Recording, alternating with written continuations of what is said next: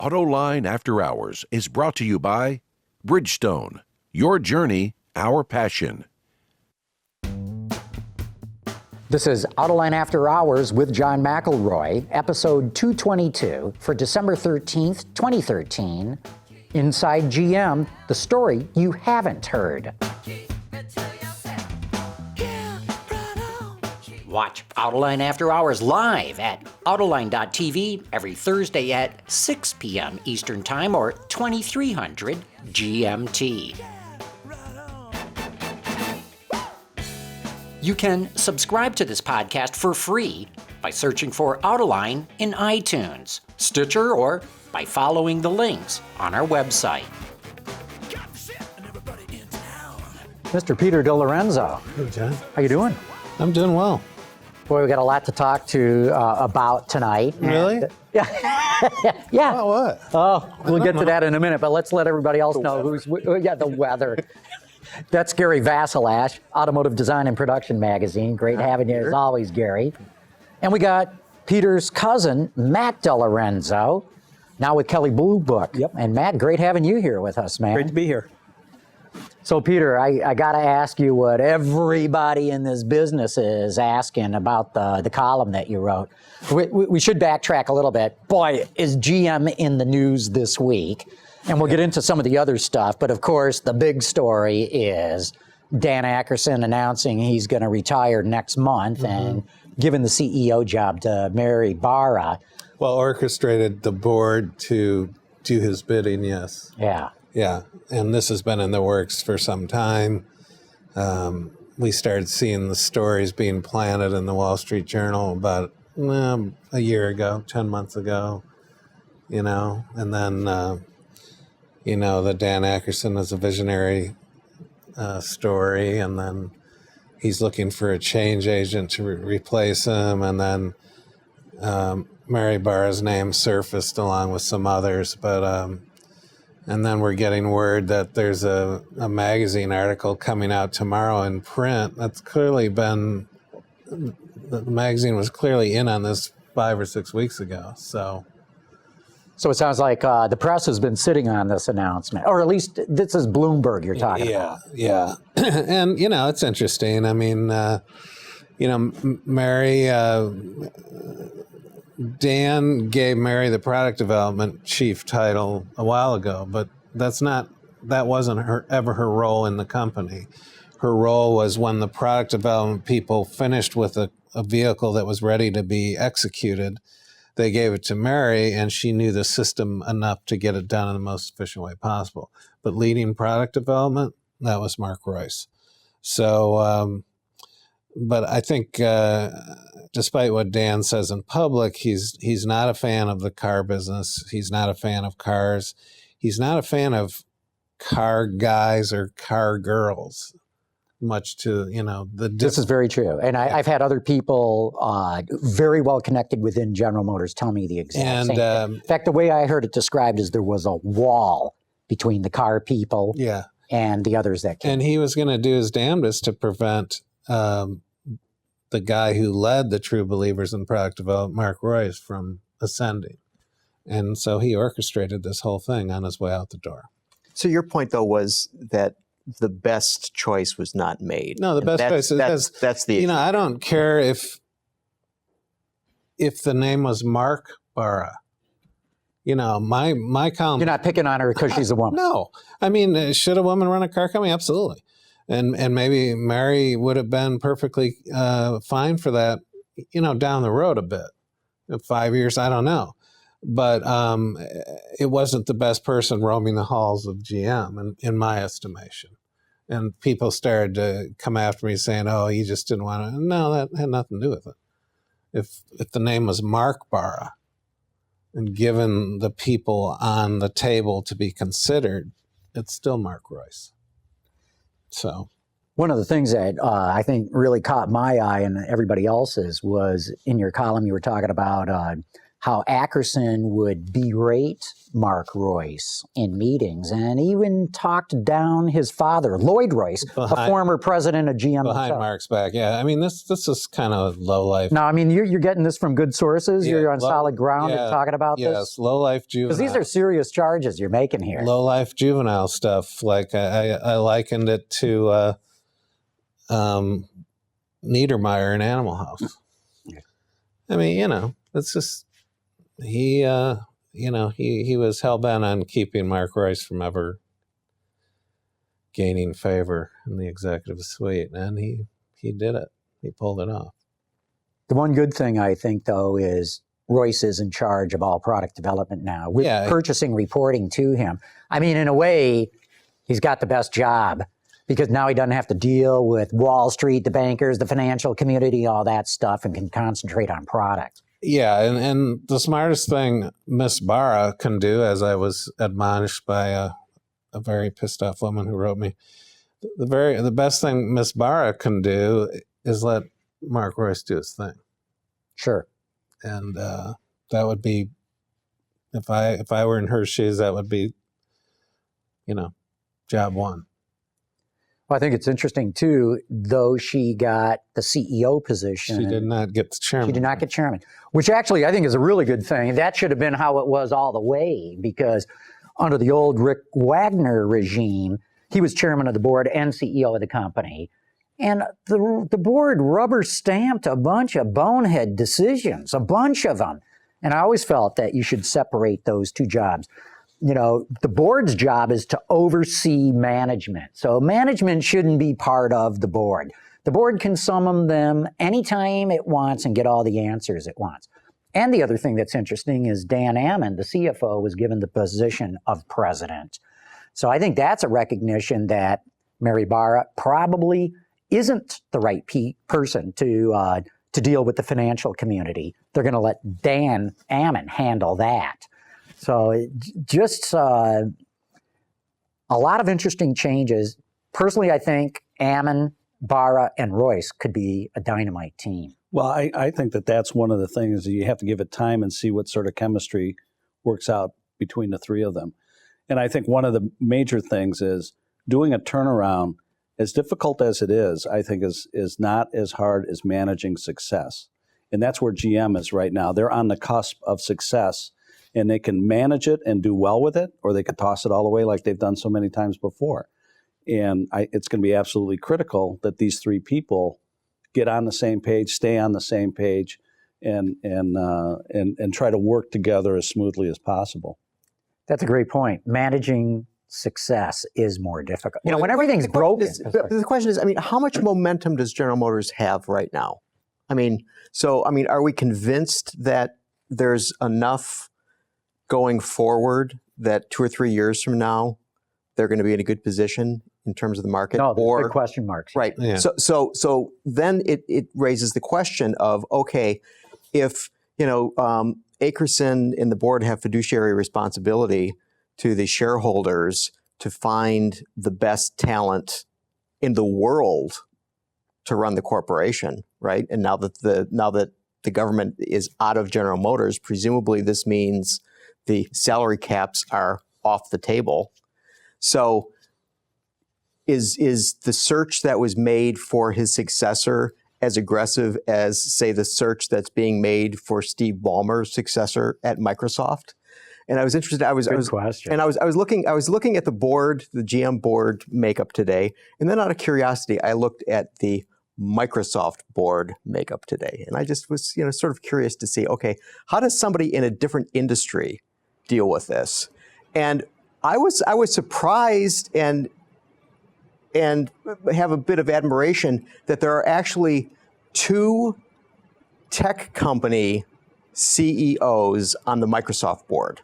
Okay, there's no supplier company or related person on the General Motors board. So here are people here that sort of understand the business, and I'm not so sure that these people that are on the GM board really understand the business. So, I get back to one exception. The new chairman is a guy from Cummins. Right. Chairman and CEO, ex-chairman and CEO of Cummins. So They were never a supplier to GM. Right, But I think but not an active. I mean, but isn't he? He's retired. he's retired, but I don't think he's that old. I want to say he's like 66 or something like that. Which is relevant now. Yeah. Well, that's all relevant. But I mean, recently retired. Yes. You know, not some old fogey. But my big complaint with the GM board, and in fact every automotive board, is they don't have anybody who came up on the sales or retail side of the business, of the automotive business. Right. I think GM's got a telephone salesman or two in there right now, but that's not the same as retailing a big ticket item like a car. Understanding the wholesale and the retail distribution, you know, all the different regions, the way the whole system works. That's really complicated. And in fact, most people, and I'm first example, most people that are in or cover the business don't know how it works either. And I'm just so curious why an automotive company wouldn't have somebody like that on their board. A Roger Penske, a Mike Jackson at AutoNation, you know, Earl Hesterberg, you know, why you wouldn't have someone like that on your board, I find very puzzling. Yeah. Well, it'll be interesting. I think, you know, GM's on a product roll right now, clearly. In the U.S. Yeah. I think GM design is the best in the business right now. Certainly equal to any of the other considered bests in the business. And so if they can keep it together, we'll see. I mean, the next 3 years are pivotal. But Gary raised a really good question, you know, looking 3 years out and then look globally. Europe is still a mess. And what do y'all make of Chevrolet being yanked out of Europe? What's that about? Well, I mean, they were beating that dead horse for a long time. The question is Opel going to end up on the Man U uniforms along with the Chevy bow tie? I figured that's probably coming. And then they're pulling out of the Peugeot thing. Well, that's another fiasco. That was a huge mistake because you already had European operations. So one, you're mucking it up by bringing in a domestic U.S. perceived domestic brand. The second thing is you get in bed with a partner that's in worse shape than Opel, and you kind of cut Opel off at the knees. So I'm kind of encouraged by the recent moves. And to your point, Gary, about saying, do they have momentum? I don't think it's so much momentum as that they don't have the baggage of $50 billion of debt holding them back. So now that that's been cleared away, the question going forward is, are they going to start racking up losses again? And if the losses in Europe are big, it could really impact what's going on in North America and what's going to happen with China. I mean, those are the two big questions hanging out there. And it's also interesting that among the other changes at GM, Stephen Gursky was sort of demoted. Mm-hmm. Well, he wasn't demoted. He's essentially being pushed out. Yeah. He's going to stay on the board, as I keep adding, for the time being. Yeah. And, you know, I think that, you know, the Chevrolet move, the Opel fiasco, the PSA fiasco. I mean, here GM pours $400 million into that. And all of us at the time were going, what are you thinking? I mean, all your other alliances with Suzuki and Isuzu and Subaru and Toyota and on ended in or if they didn't end in disaster, they did nothing for the company. And so why were they doing the same thing with Peugeot? And now they had to write off that investment. Now they're dumping all their share. And the interesting thing is in the release today about that, it said something along the lines of, but we will continue to cooperate them and share platforms and share development and so on. So why didn't they just do that to begin with? Yeah, and I mean, and you didn't save have to give them $400 million. Yeah, save some money. You know, the other thing is that you didn't have to go back very far in GM history to see another deal like that, and that was that Fiat engine deal less than 10 years ago. Well, actually, and they ended up losing money on it. I actually think that they used that money to buy Chrysler. Yeah. They just kept it in a little vault, and then Sergio used it to pay for Chrysler when they had to come up with the first payment. Yeah. But you think there'd be enough institutional memory around GM saying, hey, haven't we been down this road with a European maker before? Well, this is my read of the situation. This is exactly why they yanked all operations away from Steve Gursky. Gursky, you know, I know him going back, man, probably to the late 80s or something like that. The guy is really smart, you know, a brilliant analyst. He was voted like the best Wall Street analyst, I don't know, 14 years in a row or something like that. But just because you're good at analysis doesn't mean you're good at running operations. And I think this is why they've yanked all operations away. You can sit on the board, you can help us oversee things, but clearly, GM Europe, Opel, and PSA blew up in his face. And another big thing this week, the announcement about pulling out of Australia in terms of Holden. Yeah, manufacturing and where are those poor Australians going to get their utes? Where are we going to get where the SS is going to come from? Well, that's the big question. They're effectively, the automobile industry in Australia is basically done. They're just going to import now. Yeah. Well, there's one last manufacturer, Toyota. Yeah. But even Toyota put out a release going, geez, guys, I don't know. Ford pulls out, now GM's pulling out. We use much of the same supplier base. They're all going to collapse with missing that volume. So to me, it's an easy prediction, and just probably weeks, Toyota's going to announce it's closing up shop there too. See, but it wouldn't surprise me if a Chinese company doesn't set up shop in Australia and say, we're with you guys. They all pulled out, we're here. Good luck. Because, they sell cars. They sell cars. They sell their cars there now. Right, sure. So they'll have the money. They could eat losses. I understand. I was talking to somebody yesterday that there's some government rule, though, that if you have manufacturing operations, the government wants you to export up to to export at least 30% of that volume to generate. Yeah, well, where they can disassemble them and put them in other CKD kits. I think part of it is self-inflicted on the part of the Australian government. Well, the big thing is Australia has the population of the states of Michigan and Ohio combined. Yeah. It's got a population of around 20 million, a little over that. And, the fact of the matter is you just cannot support an automotive industry with such a small sales base. Canada's closer to 40 million. And there's no way that Australia could have pulled this off unless and as long as it kept very restrictive import restraints and tariffs. Then, if you had no choice but to buy from Holden or Ford or going back when to Chrysler, then Mitsubishi, now Toyota. But that's the only way it could have happened. Yeah. But what about the SS? What's GM going to do with all those Holdens and fantastic rear drive cars that they build there? I'm betting that they end up in Oshawa. Canada. Because there's the other thing that they do at Holden is they export that platform to the Middle East. So they have both the short wheelbase, which is the SS, and then the longer wheelbase one is the PPV. Mm-hmm. And again, they ship to China as well. Yeah. There's the Commodore is sold as a Buick in China. So I think that there could be some real advantages to North American sourcing of that, and then it opens up some of these police fleets and things like that have American or North American only products. And I think that business in the Middle East used to be Chevy business, right? Basically, from here, sending over Caprices and. Well, no, they would build them in Port Elizabeth and send them. Oh, I thought they were building them here. No, they kept the Caprice name and. No.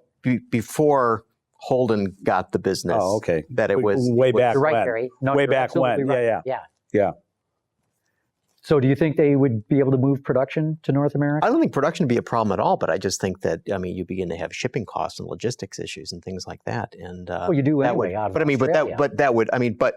if you think about it, though, is that a lot of what was being shipped from Australia, things like the SS and the G8 and the GTO. Those were comparatively small volumes, and you were able to get a premium on those cars, right? So if you're General Motors now, do you produce everything you can in the former Daewoo plants in South Korea and send them down to Australia because it's closer? Or do you say, oh, we're going to build them in, Fairfax, Kansas, and ship them way the hell on the other side of the world? I think that would be too expensive. And so the Australians couldn't afford to do that, right? If you're trying to buy a car over there and no longer have local sourcing. But, John, you were telling me earlier today that when they first started some of this stuff, it was what, 50 cents on the dollar? Yeah, I went to Australia in the year 2000, and the Australian dollar was worth 50 cents compared to the American dollar. Yeah. Now they're at about parity. So if they build them here, the shipping costs may not be, may not be that big of a barrier to send those cars, do a right-hand drive version at Oshawa and send the V8 cars down to Australia, and maybe even keep the Utes going, and maybe we'll see an El Camino in the U.S. maybe. Well, I looked it up, and Holden's building around 80 to 90,000 cars a year right now. It's been higher in the past. It's been lower in the past, but it's around 80, 90,000. And that's not too far off, a little bit behind, but not too far off the volume for the Camaro right now. So that's a nice chunk of volume. And Oshawa, to your point, Matt, is where they used to make the Camaro. They've since moved it to Michigan. So I don't know if they've got open capacity at the plant, but they know how to build. I mean, that line has been tooled up to be able to build rear drive cars. Yeah. Yeah, I think capacity is not at all a problem in North America for anyone. For anyone, yeah. What else is going on? Well, we got the news today. Volkswagen sacked their Volkswagen of America president, Jonathan Browning, which I think was totally predictable. Because they want to churn those sales. Well, yeah, nothing against Jonathan. I think the guy was a competent, manager. But, here's the U.S. market rocking good. I mean, we're going to do, what, by the end of the year, 15.6 million vehicles, and everybody's up. But Volkswagen, they're down. And, I know the VW culture. You don't hit your numbers, that's the end of your career. So I didn't think it would come this soon, but they didn't even wait till the end of the year. He's gone. I don't even know anything about the guy they're replacing him with. Michael Horn joined Volkswagen in 1990, became the head of sales of Northwest Europe from 97, head of sales and marketing premium class vehicles of the Volkswagen brand from 2001, and head of sales for Europe from 2004. In 2009, appointed head of Volkswagen Global After Sales. What is that? After sales is what we call aftermarket. So what would Volkswagen Global Aftermarket be? That's selling like roof racks and special wheels and things that hang from rearview mirrors? No. Yeah. Air freshener. Hula bobble girls. Yeah. And, yeah. But after sales is everything, once you sold the car. Peter, you're bitching about Mary Barra. I mean, come on. Well, the other thing, going back to GM, Alan Beatty who Mark Royce brought from Australia after Mark came back from running Australia, he brought Alan Beatty here. Well, I see that as a curious move because Beatty's a marketing guy. And well, he's a sales guy. Sales guy. Okay, sales guy, which is good, but can he run operations? I guess we're going to find out. Yeah. But to me, that's almost the biggest roll of the dice. Now, look, he's got Royce. If they're pals, Mark will help him out and everything, probably be a great mentor to him. But I thought that was an interesting move. And I don't know him well enough, to say, yeah, I'm really impressed by this guy or not. But to put a sales guy in charge of operations, that usually doesn't happen. Mm. Yeah. Well, hell, they just shut down all the operations in his country. I mean, they can't send him back. And talking about, who's getting moved around, supposedly today, Ford Motor Company had a board meeting, and reportedly the whole board is up in arms wanting to know, is Mullally going to stay or is he going to go? Okay, so I saw today you reported, or you said you believe that Mullally is going to Microsoft. I believe. So there's this woman, Kara Swisher. She writes for this site called All Things D. So this is Walter Mossberg of Wall Street Journal and then Kara, and they put this thing together and they're going to spin out and they're going to start their own company. So they're tech people, okay? So they're really into it. And Kara reports today, or writes today, because after I read your thing, I started searching around a little bit. And Now, a couple of weeks ago, she wrote a piece saying that she thought that Mullally was going to be the guy who was going to get the position at Microsoft. And so she said the plus for Mullally, an obvious ability to manage a complex organization with many moving parts and masses of employees. The minus, he's not enough of a visionary geek who can grok the massive changes moving through the digital landscape and also understand the complexity of the tech itself. In other words, he can't program, he doesn't Snapchat, but he sure can give a corker of a speech. Okay, she was for him.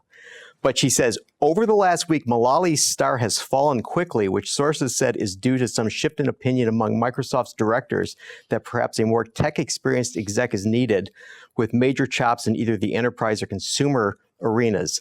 Not helping Mullally was what happened to be an off-the-cuff, what appeared to be an off-the-cuff statement by Ford Chairman Edsel Ford II, who told Bloomberg News that Mullally has, quote, told us that his plan is to stay with Ford through the end of 2014, close quote. Although Mullally still gave a denial of his interest, Ford's remarks sent Microsoft stock tumbling. This perceived jockeying was not well received by many inside Microsoft, and some felt it was Mullally trying to hedge the situation on both sides a little too much. Sources inside Microsoft also note that Mullally's candidacy has languished on other issues, including how long he'd remain CEO and also control over board dynamics. So maybe not, Alan. So maybe not. I still stick by what I said.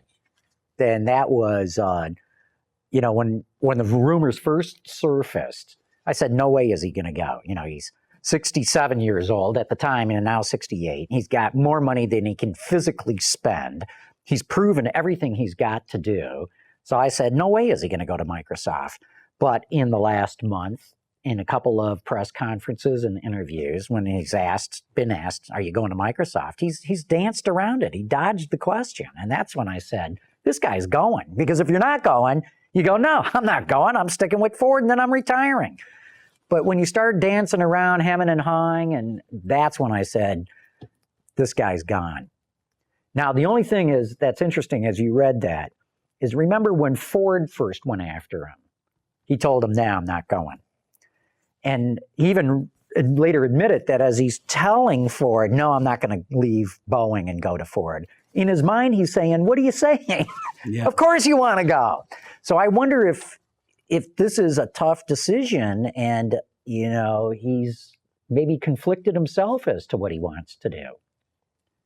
But I stick to what I say. When top-level executives start dancing around a question, you know something's going on. And it's not what they're telling you. Something else is going on. So that's why I think... See what they're throwing out there. Sheryl Sandberg, COO of Facebook, may do it. And so you'd say to yourself, that might make more logical sense. She's well-known in the tech industry. She's well-known outside the tech industry for her Lean Forward book about women in the workplace. See how it's all coming back?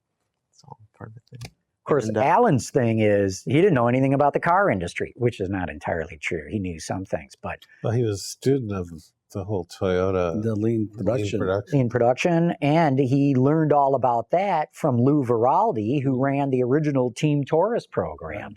So there had been Boeing-Ford connections as well as Boeing-Toyota connections. But Alan's magic is he knows how to get people focused on a plan that they help put together and then let them go. But follow up with these Thursday morning meetings. And I have no doubt he could do the same thing for Microsoft. But think about this for a minute, though. He's at Boeing, and what do they do? What does Boeing do? Manufacture. But what do they manufacture? Airplanes. And that's all they manufacture, right? Airplanes. What does Ford do? Same, but cars. But cars. What does Microsoft do? Same, but software. And Xboxes. Yeah. And they bought Nokia, and they were in the music business for a while. That didn't work out so well. They do enterprise software, which is completely different than the software that we run. We're sitting here and we all have our iPads, but let's not forget they also manufacture the Surface. So my point is that Microsoft is a company that you just can't say, okay, this is going to be one Microsoft, and we're going to do it like one Ford, and we're going to focus on building the best cars in the world, because they have to build the best enterprise software. They have to do the best desktop software. They've got to compete with Apple on the tablets. They've got to, compete with Sony and Nintendo on the Xboxes. You know what I mean? They've got all of these things going, so it's sort of a different world. It's not a apples to apples comparison. Ford, when he got there, okay, they're all building cars, but you had all these disparate regional, entities, Ford of Europe, Ford Latin America, blah, blah, blah, blah, blah. Everybody sort of knew what they had to do, but no one could come to a consensus. No one had the guts to put their career on the line and say, this is what we've got to do.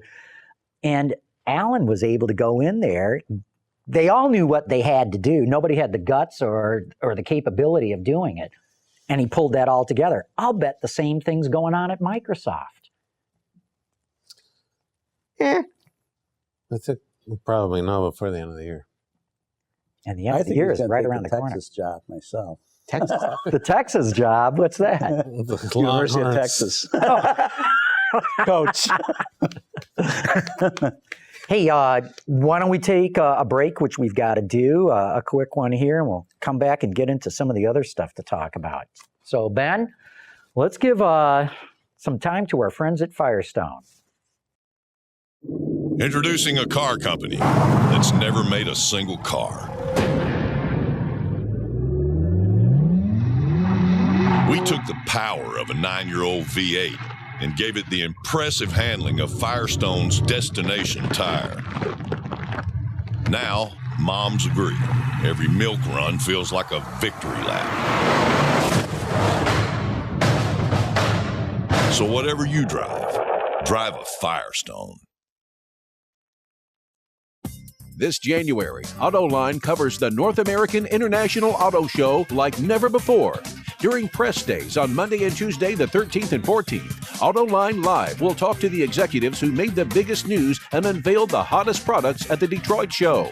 But the coverage doesn't stop there. Stay with us on both Wednesday and Thursday, the 15th and 16th, when we are live from Industry Days, as the supplier community comes to Cobo Hall and Autoline Live to discuss the vital issues driving today's industry. For the most comprehensive coverage of the North American International Auto Show, there's only one place to turn: Autoline.tv.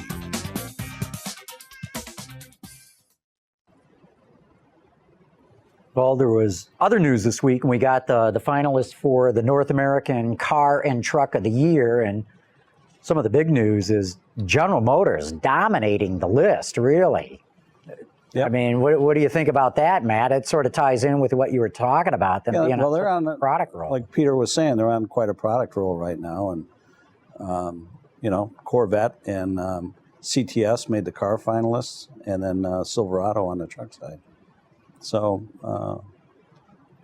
they've stepped up. You can't argue against good product, and it certainly shows. Yeah, I've been What are the trucks? The Silverado, the Jeep Cherokee, and the Acura MDX. Yeah. And I like all the choices. The only thing that I felt we missed it on as one of the NACTOY jurors is the Fiesta ST didn't make the list. And that's one of my favorite cars that's come out this year. Yeah. I'm kind of surprised too. In fact, somebody was saying that, well, Ford made the ST available for all of us to drive, but I don't know anybody who's driven a regular Fiesta, and they've made numerous improvements to it. I got like an hour drive this summer in it at an event that Ford did in Dearborn, but that's what I've heard from other jurors is, well, we never got a chance to drive the car. How can we possibly vote for this as Car of the Year? Yeah. Yeah. Which is a shame, though, because the ST is, to me, a sensational car. Yeah, it's fun. It's fun. It's weird because Ford, I think they've done a lot to get their house in order, but there's still a lot of stuff. They're still flying under the radar in a lot of segments. Lincoln's still a mess. And, I give Mullally a lot of credit, for what he's been able to do. But it'll be interesting to see what his legacy is when you look back, where you see Ford ending up in 5 or 10 years, and see, were there other things that they could have done during this period to make it a better company, and they just didn't do it. I don't know. I'd be hard pressed to find anything that they could have much done differently in a big way to affect the company 5 to 10 years down the road. I mean, you're right. Lincoln is a mess, but they're working on it. And it's just going to take billions of dollars and years. That's all. Yeah. If it works. Right. But you think they would have gotten started sooner? I mean, Well, how many times did they reinvent Lincoln? Well, first things first, and that's how they put Yeah. it. You know, first we're going to fix Ford. And when we know that's on a path that's going to be good in the future, then we'll turn our attention to Lincoln. Well, let me ask you guys, do you think any of the divestitures of Volvo, Land Rover, and Jag were a mistake, or were they needed? Well, that's sort of two questions, though, because I mean, you have the issue of, okay, they needed money and they needed to do something. Now, was that the best way to get the money? I mean, I personally think they should have kept Volvo. I think that, in the same reason, I always thought that General Motors should have kept Opel because of engineering, just straight out engineering. You know, forget the fact that Volvo sales were like this. I mean, somehow we're able to find Lincoln just fine, and its sales are like this. I mean, the aforementioned Camaro is outselling all of Lincoln this year, just the Camaro, okay? So, you know, you had all these guys in Gothenburg, you know, really smart guys who knew safety technology forward, backwards, and upside down, and every which way. Plus, the Volvo guys were way ahead of lots of people in terms of technology. I mean, in terms of putting cars together. I mean, they were laser welding cars before Volkswagen was doing it, and Volkswagen now is, you know, thought to be the company that does it better than everybody. And then General Motors now, like if you're looking at a lot of the new cars, like, you know, the ATS, that if you notice at the top, there's no ditch weld up there anymore, because basically they're laser welding and then they're just brazing that, and it's nice and smooth and no strip. And so, I mean, so they have Volvo. So, you know, do you need to sell it to get cash? Obviously they did, but would I have done that? I don't think they should have. But See, to me, it wasn't selling Volvo or Jaguar Land Rover or Aston to get money. It was to not have to invest billions more in them. Because they didn't get much of anything for Volvo, right? They couldn't do it and not take care of what they needed to do in Ford. They just didn't have any choice. They couldn't. The investment is the key. They couldn't afford to spend the money to do what was needed on those brands. That's how I see it. I think you're right. And, you know, look at now the company's really profitable. They are working on fixing Lincoln. They're a good decade or more behind GM turning Cadillac around. I mean, look, Cadillac's been at it over a decade. It's only just starting to come together now. And that's why I say all it takes is billions of dollars and lots of years. Because it's not just a matter of getting the product right. It's getting the product right for several generations. And that's when the public starts to go, hey, that Cadillac looks pretty good. You know, it takes that long. You know, it's been 16 years since they showed the original Evoque concept at Kobo. I mean, 16 years. I mean, and they're still not there. I mean, they've done great stuff, but sustaining it over generations, that's a whole nother thing. Yeah. Well, you know, I love telling the story in the 1920s when General Motors decided it was going to knock Packard off as the top luxury car in America. It took them 20 years to do it. Mm-hmm. And there was no Lexus, Infiniti, you know, BMW, you know, they just had to go after one brand. Lincoln was, you know, even much smaller then than it is today. So that's what it takes. It's not just a matter of getting the product perfect. You got to do that. But you got to do it for a couple of generations before the public even starts to notice. Mm-hmm. You know, really, I don't think the public will notice Lincoln until there's a Continental. A big Continental. A big, I mean, the name resonates. You know, they just need a big car. And once they do, now I will say, I think the MKC is going to be very strong. Very successful. Very successful in market. I think they've, you know, that's going to be a hit. In fact, I would think something like that could do, what, 30, 40,000 units a year, something like that? This is the RDX, I think, is the leader in that segment right now, and they're at 34, I believe, thousand. So, but you look at those the numbers, of vehicles. the Audi and the X3, their numbers are not so high. No, but I think the Q5 has been a pretty good hit for Audi. No, it has, absolutely. And so once you're in that space, and getting to Volkswagen, I think that's one of the things that's killing them. They have nothing between the Tiguan and the Touareg in the And they price know it. thing. Right. And they know it. I mean, cross-blue all concept or you know, whatever. at every auto show, they're trotting out their future SUVs and Right. crossovers that are coming, and Right. that's a big hole in their lineup. But I recently saw a Mule MKC driving in downtown Plymouth, and I mean, I'd seen the car, at auto show and the preview in New York, and so you see it in a room, and I was not that all taken. I was just like, so what? I saw it driving.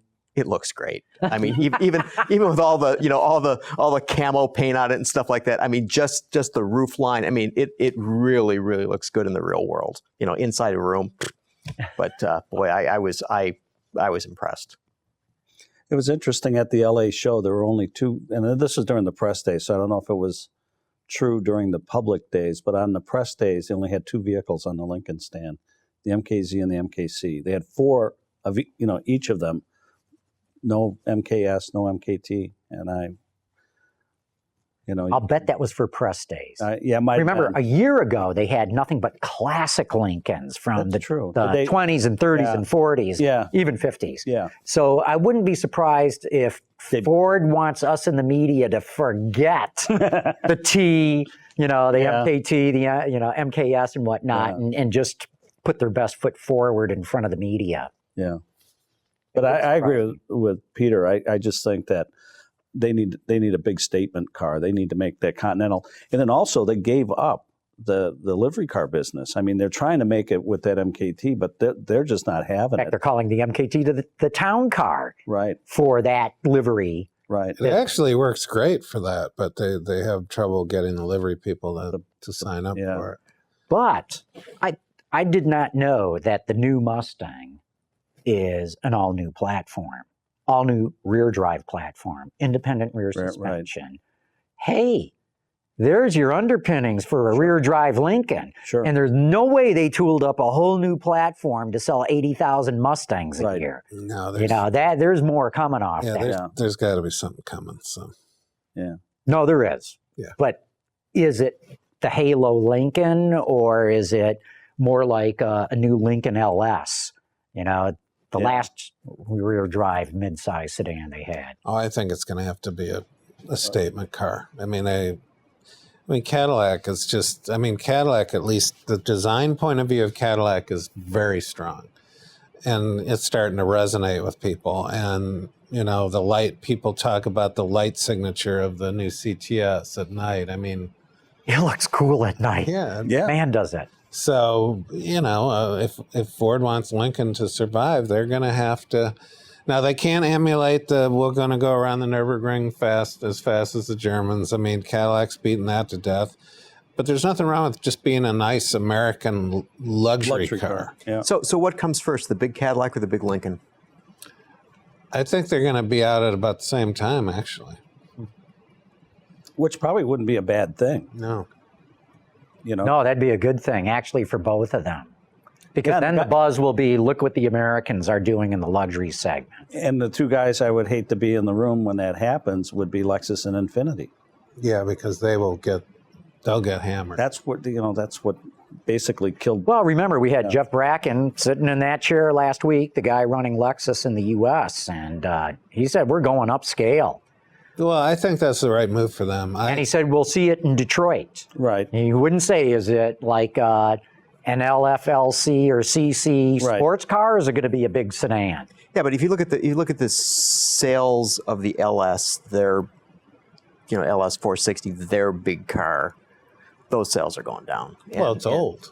It doesn't. Well, I mean, fresh. but I mean, if you look at S-Class sales and that whole strata is beginning. It's a small market. It's anyway. beginning to contract, and so you've got a lot of competition there. I mean, the S-Class. What a wonderful car that they came out with. How many are they going to sell? Not many. So, but it's a statement. Back to being the Halo car. Statement. Yeah. Yeah. Well, and that's the thing, though. You're going to get, especially with the Cadillac and the Lincoln, you're going to get an S-Class car size at an E-Class price. Yeah. That's the other big difference, and And frankly, the American consumers, ready for, yeah. Where's the LS in its product cycle? The Lexus LS, is it up? I think in another year for a redo. I think they just had a mid-cycle refresh. Yeah. Didn't they just The put spindle, the spindle grill, but they did some other things to it. So I think it's like mid-cycle. So it will not be, I'm guessing, LS, upscale LS for Detroit? I think it's going to be that coupe. That sports car that they did layer by layer or whatever. They made some crazy claim about it'll be more performance-oriented. Okay. But there's a new Genesis coming. There's the Kia K900. Isn't there a new Equus? Yeah. They're going to show an Equus concept. Yeah. Equus is coming. So, and I expect that to look really good. I expect that. I mean, we're right on the verge here with the design talent that Hyundai and Kia has hired. We're right on the verge now of they're starting to really come into market with them. So it's going to be interesting because I expect the new Equus to be hot.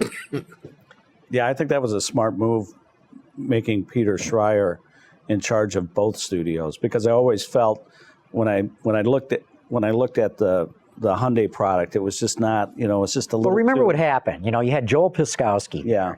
And he did the current Sonata, which set the whole design direction. Then boom, he was gone. Yeah. And I think that vision of where to take that look up and down the line got lost once he left. Joel's at Ford right now. Right. In fact, didn't he did the Mustang? He led the Mustang design. What do you guys think of the Mustang?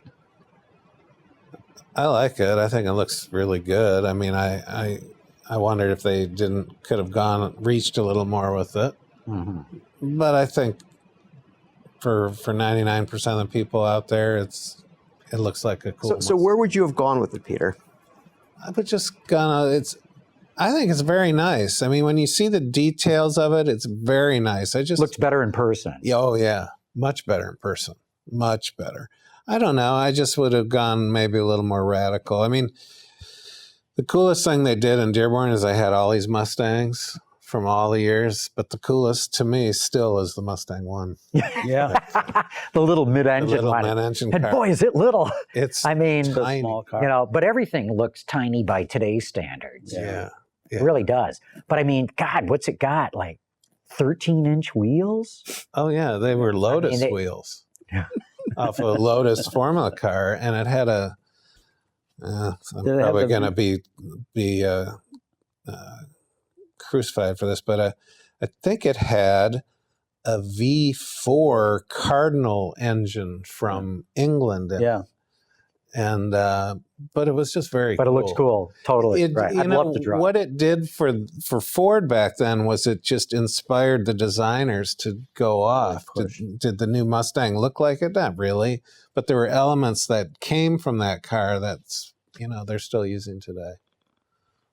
Are we ready for rapid fire? Why don't we get into rapid fire? We got a bunch of questions coming in right now. So the first question comes from A.M. Guerrero in Metro Manila in the Philippines. He says, the first-gen Mustangs and the current retro Mustang are popular outside North America. Do you guys think this is the reason why Ford decided to retain some retro Mustang styling elements on the Global 2015 model? Yes. Yeah.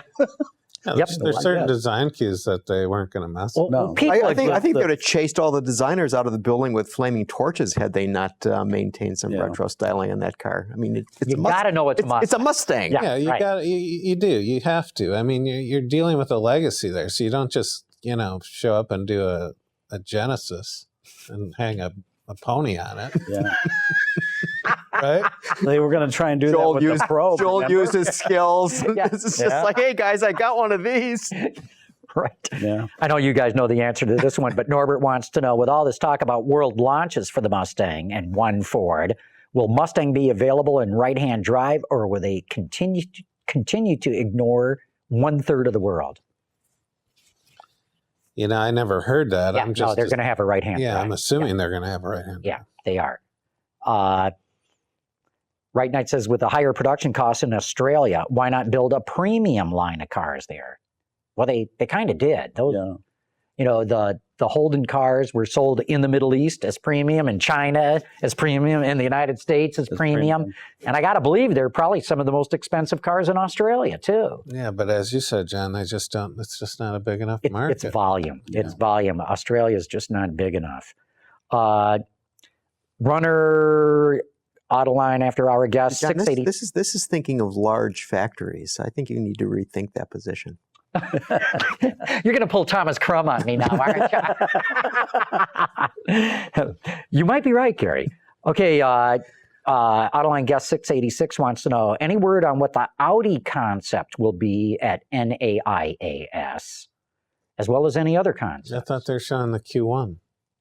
You know, it's funny because they've shown this concept, and then I've been reading online and stuff, and they're like, oh yeah, it's the concept's going to preview the next Audi TT, and I look at the sketch that these guys are saying this could preview the next TT, and I look and I go, no, that's the Q1. Oh, by the way, though, that's a good point. There's something very interesting going on, and I was working on this column before GM blowed up real good, but Audi is going ahead and flat out saying that this small crossover is the redefinition of the sports car.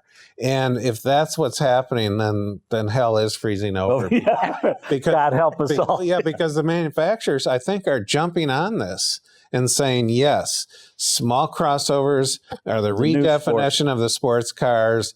And all you people out there who think of, like little roadsters and stuff, you're over. Because now we're going to call these sports cars. And I was just like, oh, man. The Macan is like that. I mean, that's kind of what Porsche's doing. Yeah, there's the Q1 up there. But, Audi flat out says it's the redefinition. It's a small sports car. And I'm just like, oh, boy. Yeah, I don't know. I'll have to see or drive this. There is no way, shape, or form a crossover to... An enthusiast is gonna say, "Oh yeah, it's a sports car." No, that's not gonna happen. They shouldn't even say that. They shouldn't say it. We are putting sport in this utility. That's why don't call it a sports car. So they flat out say it's a sports car, and that's what I was writing my column on until the news came. Joseph N. wants to know: should we believe that Mary being picked was in the cards at GM for some time?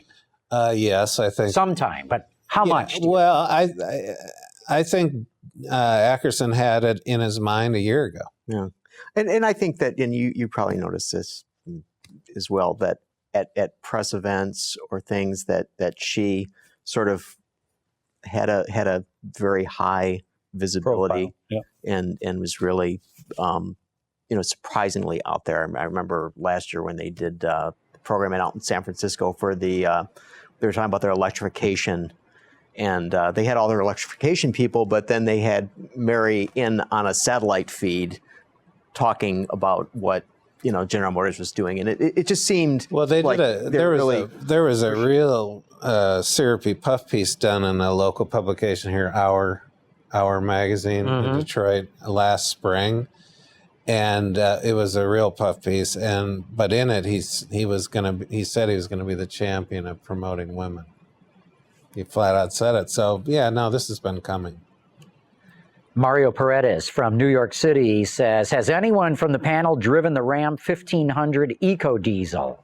Should GM be worried that the Silverado's not winning a lot of accolades since it's the most updated truck of the big three? I drove it. Did you drive it? No. So I drove it back to back with the Hemi version and then that version. And the thing that surprised me was that when I've driven diesel cars, that you have all that low end torque, and you just push back in your seat, and it's very exhilarating and just really a nice feel. And when I was driving the Eco Diesel, I was just shocked that I wasn't getting that. And, then you get in the Hemi and you do it, and boom, right? And so I talked to one of the engineers on the program, and I said, because all my colleagues are saying how torquey the engine is and how great it was, and I'm feeling like, gee, I must be a moron. And I said, I'm not feeling it. And he goes, no, we calibrated that engine purely for fuel economy. We didn't calibrate that engine for torque. If you want torque, we've got the Hemi. If you want fuel economy, we've got the Eco Diesel. should GM be worried about that from that point of view? Well, I don't think so, because they're getting really good fuel economy out of their engines. And I think the point about the accolades is, okay, the Ram truck has won Motor Trend Truck of the Year 2 years in a row. The silver, the Ram truck was not eligible this year for North American Truck of the Year because the panel felt that there wasn't enough change. It was just an engine option rather than an all-new vehicle. So, Silverado still could win Truck of the Year, and I'm sure that they'll pick up a couple of other awards along the way as the year unfolds. Well, it's a good truck. It's a really good truck. But, when I drove the Ram when it came out, I went, wow. Yeah. And when I drive the Silverado, I go, this is a really good truck. Yeah. I mean, A+ to GM, but it didn't exceed my expectations like the Ram did. So we'll see what the new F-150 is like. Yeah, we'll see. Yeah. Steve, speaking of the Silverado, Steve Hafazula says, I've had many sleepless nights wondering how the GM 4.3 Ecotec 3 V6 can operate in 4-cylinder mode. Wouldn't that throw the engine off balance and cause rough idle? The only way I can think to do this is to fire 3 cylinders at once and then the other 3 cylinders 360 degrees later. I don't know how that works. That's why they have computers. Yeah. That's why they have engineers. Yes. Yeah. I can't say I've driven that engine. I've driven the V8 in V4 mode, right, and it's very smooth. But this is a good question. Well, okay, just like having a V4. There'd probably be 2 cylinders that they don't fire. Dr. Botox wants to know who will pay $35,000 for a diesel Colorado. Is that what they're talking price-wise? 35 grand for a Colorado? I don't know. I don't think they've talked any price. Isn't that diesel not going to be out until 2016? I think. I think you're right. Yeah, and the other thing we were talking about. I mean, these trucks are too big. I mean, the manufacturer that does a real compact pickup in this market and prices it right, I think would sell them like gangbusters. The one that's never been built and I've been waiting for is the M80. Yeah. The Dodge Concept, get back to where those first Japanese and talk about sports car. Sport compact trucks were back in the They were hot. They were hot. And if you're going to do a compact pickup, it should be like that. But Colorado and the Can, these are big vehicles. These are like what the old full-size pickup trucks used to be like. Well, maybe 15 years ago, whatever. But they're big. RMT1 says, why doesn't Lincoln just add a couple of inches to their wheelbases to differentiate themselves from Ford? This would change the proportions enough so they wouldn't just be rebadged Fords. I think you're going to see that in their upcoming products a lot. The MKC looks dramatically different than the Escape. Oh, you don't even think they're the same. Right. So you're going to be seeing that. The one thing I will say is to add a few more inches to the wheelbase is a big tooling proposition. Yeah, you just don't get the saber saws out and go out in the back.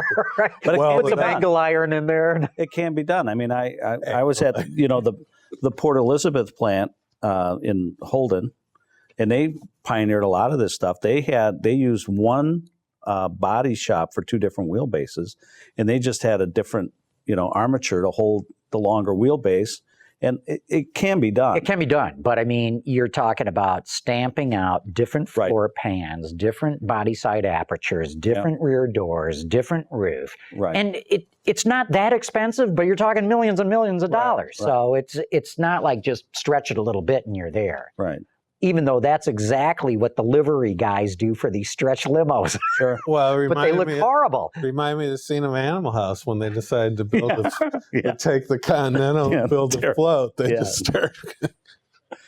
But you know what? If they want to command a premium price for Lincoln and have it as an upscale alternative to Ford, they got to do that. But just you just can't slap. Just think about the little things that end up being affected by that. I mean, all the wiring harnesses have to change. I mean, it's just stuff you don't even see. It's a big deal. Think about, the tubing, the whole, it's just. There are a lot of manufacturers have had experience doing that in China. You look at that. There's long wheelbase versions of the Passat and the 5 Series and stuff that we don't see in China. It's common. It's common, and that's where they will spend the money because they will sell the models to cover that tooling cost. So they get the volume that you might not be able to get here, and therefore it'd be very hard to pay for.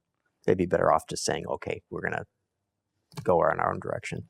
S10 Baja wants to know, just wondering if GM design from now on will have many versions of each model or car or truck, like the Camaro has a base car, the SS, the ZL1, etc.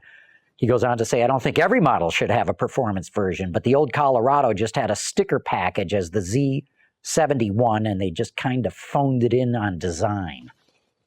So should they have different models? I think it depends on the model. I mean, clearly the Camaro lends itself to that because they have so many great, I think in the Colorado, Malibus, you'll see off-road versus on-road type of packages and things like that. I think even Royce mentioned that and said the fact that they're really looking at putting a manual in one of the models too. The thing is, if you do it on performance cars like the Camaro or the Corvette, and there's various models of Corvette, is even though there's not a big tooling change, you're adding a lot of cool hardware, a lot more performance, either in the powertrain or suspension or whatnot, and customers will pay for that. And you can charge a lot of money. So to try to do, all kinds of variations of a Malibu, Yowza, maybe if you do it on a global basis, you can have a coupe, a sedan, a wagon, a convertible, but it's got to be global or you can't pay for it. Maybe we'll. I always like the Aztec Rally package. Harry, where do you come up with this stuff? Collectible. Let's see. Let's make this the last one. And Peter, this goes to you. It's from Anthony D. Formoni. I probably butchered the name, but he says, how do you feel about the two-door sports car championship possibly reaching its entry limit of 60 cars? I don't even know. Explain what that is. I don't even know what this is. That's the combined ALMS. and ALMS. Sponsored by Tudor Watches, which is the entry level of Rolex. affiliate brand of Rolex. I think it's good. I think the optimism reigns right now, and there's going to be a huge entry list at Daytona. But then as the year progresses, teams run out of money But there's a solid core of competitors for the series. So, I'm optimistic right now. I wish them the best. I mean, we need Major League Road Racing in this country, and I hope they succeed. Yeah. We need cars that look like what you can buy in the showroom kind of race. So I hope it succeeds. Good. Well, probably a good time to wrap this up. I will want to remind everybody who's watching and listening that we're doing our Autoline Executive of the Year. I've put together a top-level panel of automotive experts to choose who we think is the top automotive executive this year. It's going to be very interesting. Very interesting. We'll announce it December 20th. That's a Friday. Just to go through it quickly, I've got Marianne Keller, former Wall Street analyst, Dr. David Cole, who started the Center for Automotive Research, Neil DeCoker, who ran the Original Equipment Supplier Association, Carl Ludvigsen, author, lecturer, former auto exec himself, who's been on this show, and Ed Lapham, now retired, but former managing editor of Automotive News. And we've been debating for a couple of months now who's the best. We're going to announce it a week from, or I should say December 20th. So stay tuned for that. But Matt DeLorenzo, thanks for coming in from California, man. It's great having you on the show. Great being here. And Yuri Vasilash, Automotive Design and Production, always good having you on. Hey, John. And Peter, great discussion, man. Let's do it again next week. Yes, we will. Autoline After Hours is brought to you by Bridgestone. Your journey, our passion. Visit our website, Autoline.tv, where you can watch us live Thursday nights at 6 p.m. Eastern. Get your daily news fix with Autoline Daily and in-depth analysis and interviews with Autoline This Week. There's all that and much more at Autoline.tv.